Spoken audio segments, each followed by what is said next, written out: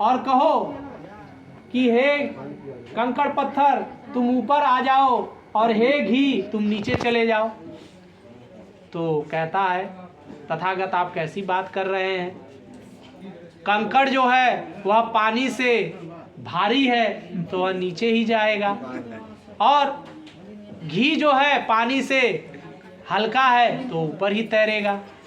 तो भगवान बुद्ध तब बताते हैं कि यदि तुम्हारे पिता ने जीवन भर बुरा कर्म ही किया होगा, अकुशल कर्म किया होगा, लोगों को ठगा होगा, परेशान किया होगा, लोगों को दुख देने में अपना काम किया होगा, तो कंकड़ की तरह तुम्हारे पिता नीचे ही जाएंगे।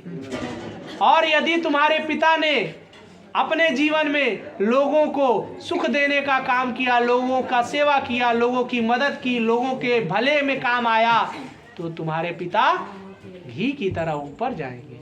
कोई रोक नहीं सकता, कोई रोक सकता? उसने कंकड़ मारा और कहा कि कंकड़ ऊपर आ जाए, नहीं आ सकता, घी नीचे जाए, नहीं जा सकता। तो उसी तरह हम अपने जीवन में जो भी कर्म करते हैं, अच्छा और बुरा, उस कर्म के द्वारा हमारे जीवन में फल प्राप्त होता है, उसके लिए कोई और माध्यम नहीं बन सकता।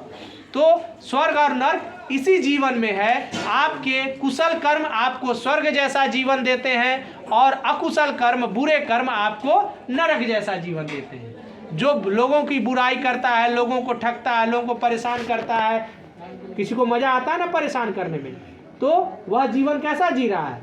नरक जैसा जी रहा है। और कोई किसी को मदद कर रहा है, उसके सुख दुख में साथ दे रहा है, अतिथियों का आदर सत्कार कर रहा है, तो कैसा जीवन जी रहा है?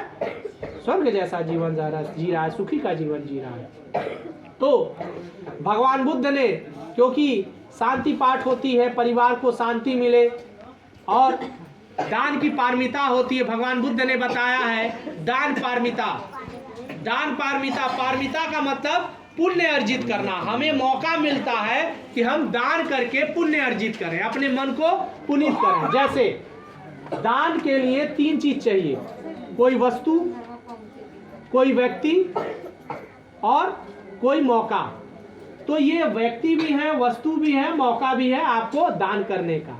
अब दान भगवान बुद्ध ने बताया 3 प्रकार के दान करने वाले लोग होते हैं। एक होते हैं दान के दासी, दास, दान दास कहा उन्होंने।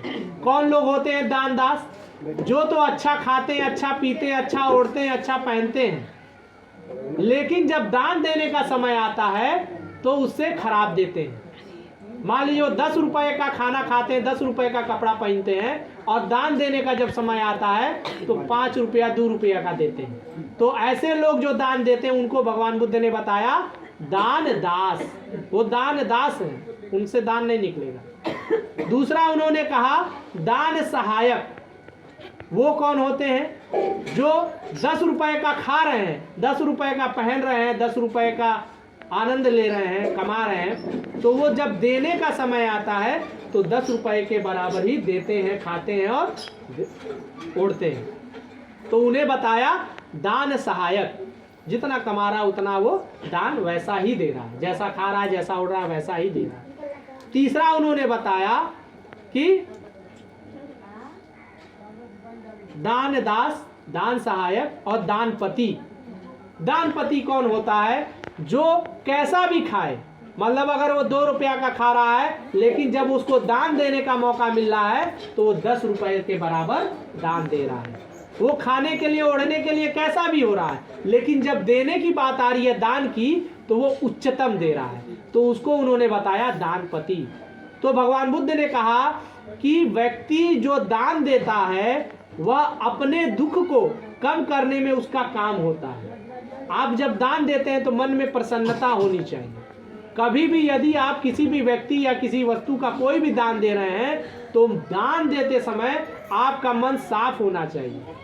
चाहे आप 1 रुपया दें, चाहे 1 लाख दें, चाहे 1 करोड़ दें, चाहे सोना दें, चाहे चांदी, चाहे ढेला दें, एक जो भी दें, उस समय देते समय आपका मन शांत और शुद्ध